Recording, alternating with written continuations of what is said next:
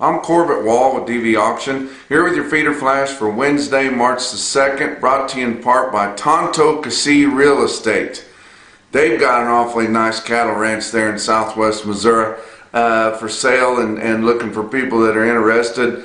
It's 2,140 acres. That may not be a ranch out west, but it is in southwest Missouri. You could run a ton of cattle on that place, guys. It's just north of Bolivar, Missouri, right on Highway 83. There's 4 wells on the place. They've got ponds all over the place. Spring-fed ponds, automatic waterers where they need them. They've got hay barns, shops, equipment sheds, grain bins, pipe corrals.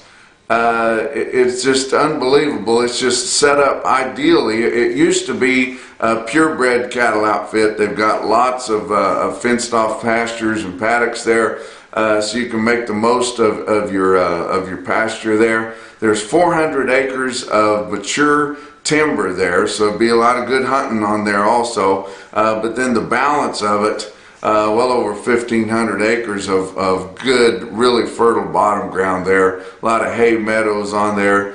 And if you guys are interested in that, get a hold of Tom Cassie Real Estate. Cash or futures? And then what I'm getting at is which one do you watch? Which one is more important? To me, everything's cash.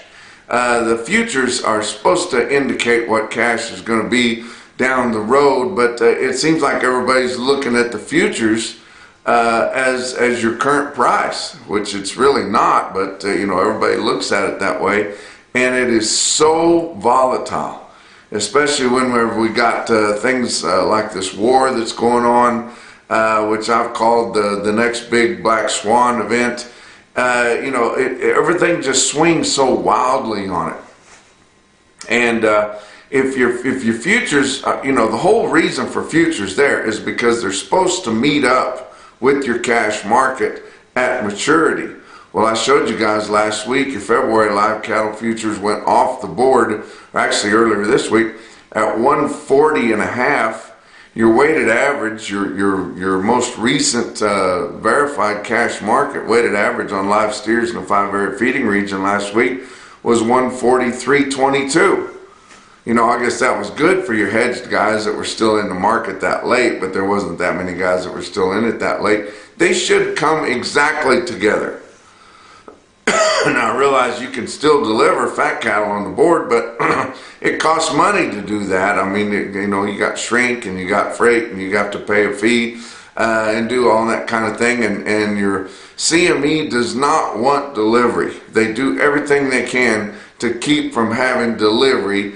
They don't want to pay for anything. They are all on the take. They want to get commission. They want a lot of trading to go on.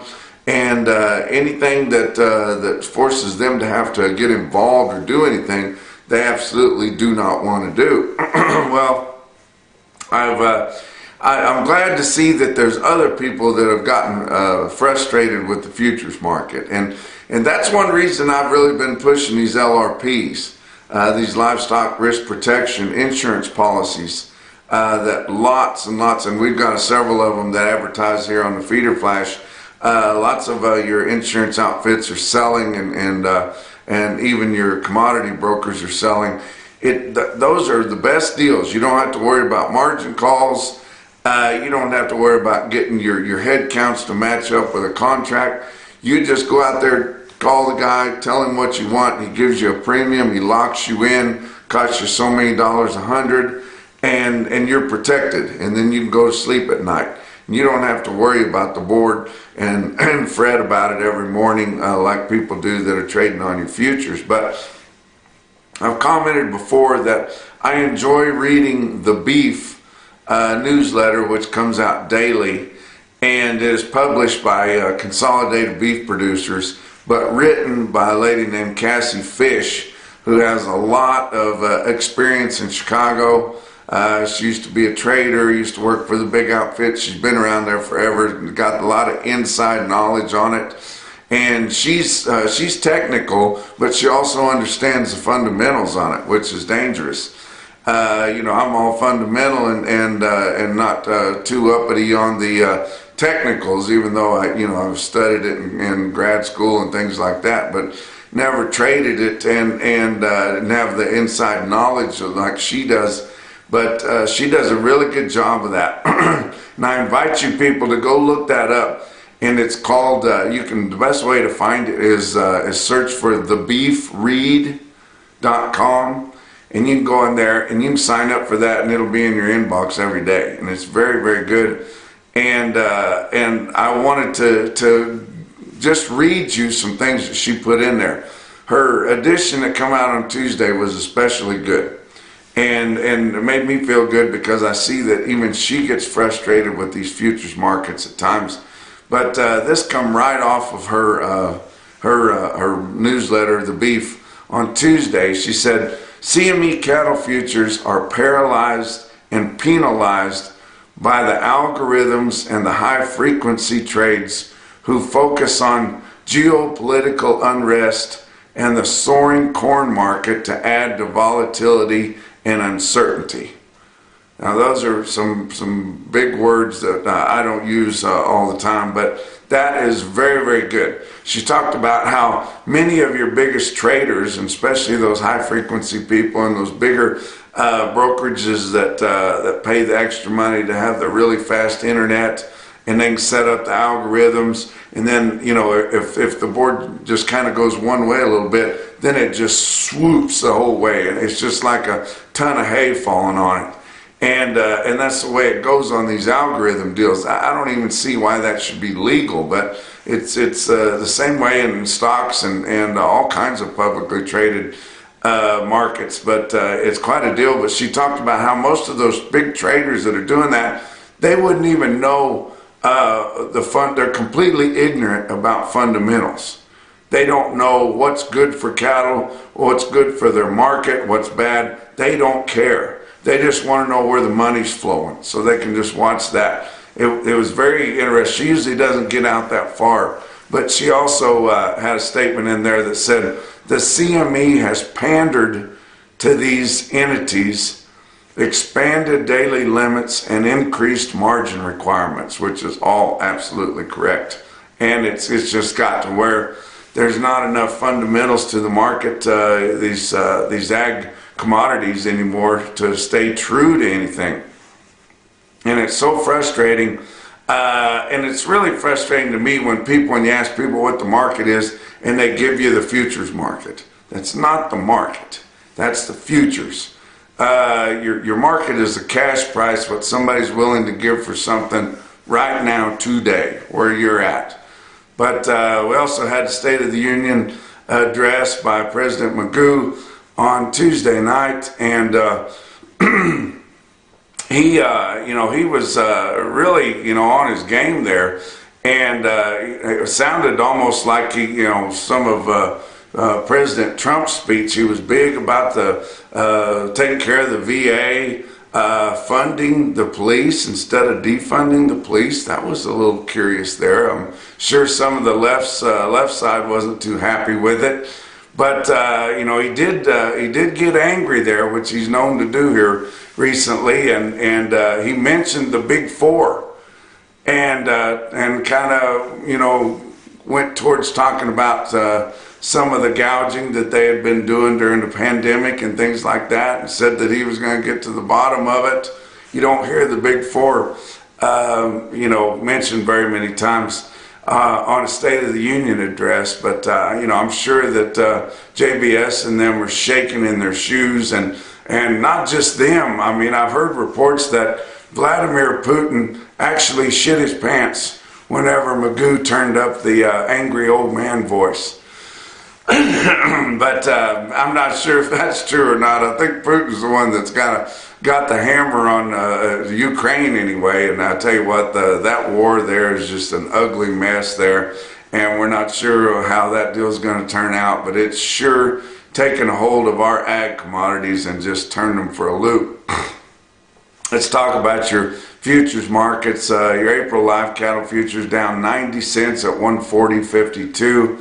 June down 65 at 137.05. Your back months on live cattle down 7 to up 35. So The war didn't really bother them once we got a few months out. So I guess those whiz bangs in Chicago must think that by then everything's going to be straightened out. How about March feeder cattle? Now this is mostly because of the grains, but March feeder cattle down $1.45 at 156.27. That's nearly a $3 discount to what your real-time index is. Now your nearby spot feeder cattle futures have been running at a premium to your cash feeder cattle market for months and months, and now all of a sudden they're at a $3 discount.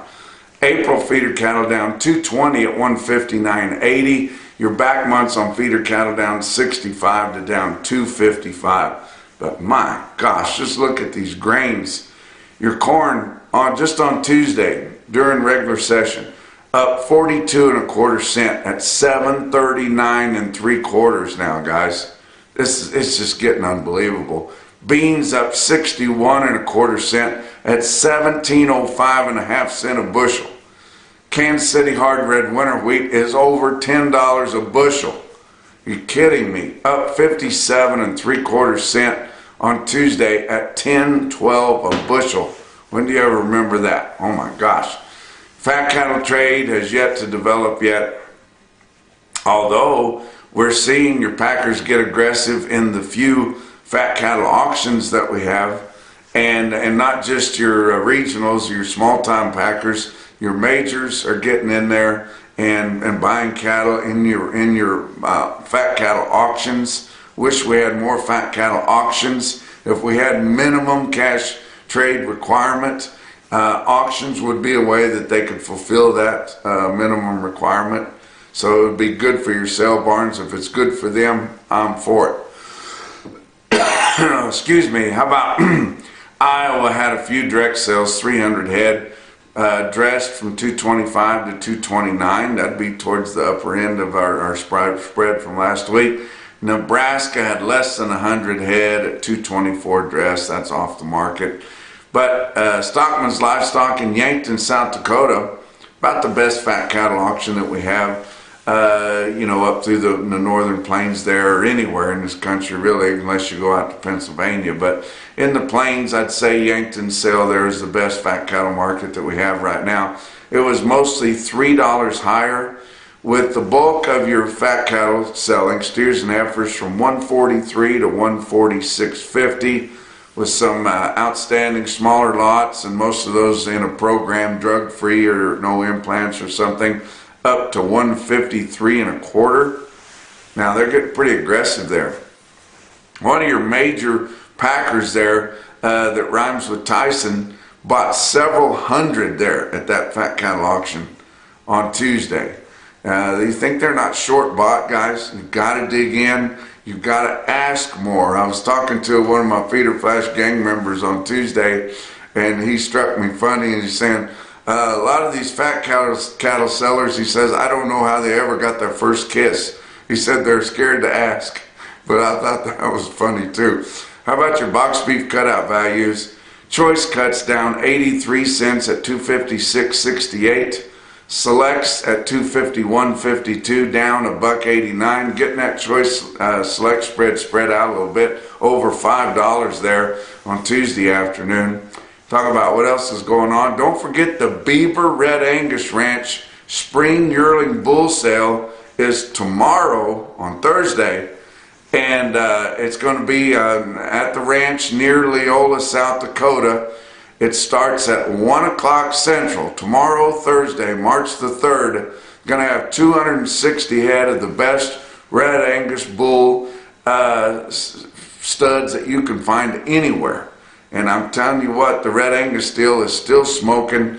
And I tell you what, you want to get some breeding, some genetics in your herd that buyers will sit up and take attention to when you get ready to sell your feeder calves. You want to get to that Beaver Red Angus auction. If you can't get to Leola, South Dakota, get on to dvauction.com. You can get on there right now and shop through the bulls. All the videos are on there. You can look at their EPDs, you can look at their pedigrees, you can look at their videos, find a bull or a set of bulls or several bulls you're interested in, then watch that sale tomorrow. Thursday at 1 o'clock Central Time, and bid and view and bid right there on dvauction.com. Don't miss the Beaver Red Angus sale. Talk about your feeder cattle markets, real-time index, brought to you by Margin Tracks by Midcon. Late in the day on Tuesday at 159.11, down 40 cents. I thought it might be down more than that the way the board was, but like I started out with, your cash and your futures, they're not the same. People want cattle, and there's still good demand for them, and the prices are sure down because you can't, your fat cattle's not going down as fast, especially on your way out front. So that's why they're still holding your feeder cattle market up there, but they're sure off what they were just a few weeks ago. But 159.11, down 40 cents from Monday's close. Talk about your big sales on Tuesday. Ozarks Regional Stockyard, West Plains, Missouri, about 3,500 head, couple hundred more on their in-house video they do through DV Auction. Didn't have a big run last week, so compared to the light run last week due to the weather, excuse me, steer calves $4 to $8 higher, spots $12 higher, heifer calves steady to $5 higher. Stick out deal in West Plains, 73 head, 721 pound steers at $170 in extreme south central Missouri. Wow. How about Kimball Livestock Exchange in Kimball, South Dakota? About 4,700 head for them. Nice big sale on there. And but I tell you what, even your farmer feeders are noticing these futures markets and what this war is doing to things, and this Black Swan event is taking things down. And mostly had bigger feeder calves, and most of them were $4 to $8 lower by looking at your automated market report, and they're not covered by any federal state market reporting service, so that's what we're going to go with. That's what we got here on the feeder flash, but still impressive quotes. Look at this automated market report and look at your best tested weights. How about 851 head of your 7-weight steer calves, average 751 at 162.83 on the weighted average price. 1,475 head of 8-weight steer calves, mostly averaged 859 with a weighted average price of 154.98. Now that's lower, guys. Wouldn't have been very long ago that would have been over 160, but they just can't bring it anymore. How about 388 head of your 9-weight steers, average 959 at 151.46. Now that's pretty good. How about the heifers? The best tested group was 559 head of 7-weight heifer calves, average 765 at 144.09. How about Lone Star Stockyards out here at Wildredo, Texas, just west of Amarillo? And big time quote for as far south as this is, Southern Plains, just on the southern edge of I-40 there, but 220 head of steers weighed 800 pounds at $155 off of non-existent wheat. There's a package of them that was all black, weighed 8 1/4 at 159. That would be pretty smoky for this far south in the Southern Plains. But Bill Martin, my friend there that manages the place, I think he was more excited about the big 1,450 pound cows that brought 98.50. These cows are bringing a lot of money, guys. I wouldn't leave them out there. I'd take them to sale too. How about your next big quote? Fredonia Livestock Auction there, and they do such a good job there. Brad Hahn and company. How about 89 head, 572 pound steer calves, 572 now at 213 1/4. Wow. Atkinson Livestock Market, the old reliable right there on the yellow brick road up there in Nebraska, 60 head. Weighed 648 at $195. But the best quote that I saw anywhere on Tuesday, in your Ralgro top quote for the day, come out of Glacial Lakes Livestock in Watertown, South Dakota. 80 head, weighed 805. Steers, $171. And that's your feeder flash for Wednesday.